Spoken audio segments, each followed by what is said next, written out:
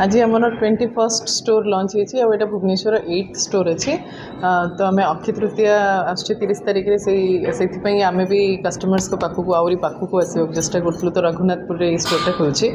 आमर आज स्टार्ट सहित अक्षय तृतीयार ऑफर भी चालू हो जाए जोटा आपको 30% ऑफ अच्छी making charges which is a very good offer.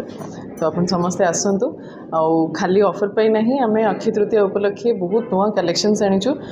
Collections केमी कहीं चांदी भंडार हूँ चांदीर भंडार तो आपको सब अक्रॉस द कैटेगरीज प्रोडक्ट्स रहिबो। तो लेडीज मानक ज्वेलरी रे गोटे नुआ कलेक्शन आसी कॉल्ड मुक्ता कलेक्शन जो थी कि नेचुरल पर्ल्स रोचे सर्टिफाइड पर्ल्स आसो से एंड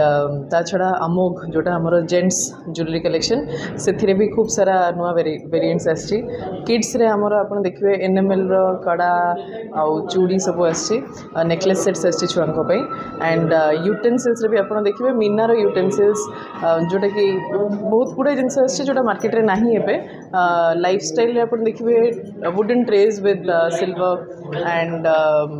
ग्लासेस विद सिल्वर मूर्ति रे भी बहुत अलग अलग वेरिएंट्स ऑफ मूर्ति कलश सबू कैटेगरीज रे किसी ना किसी नुआ आनी तो आप आसतु एंड एक्सपीरियंस करूँ।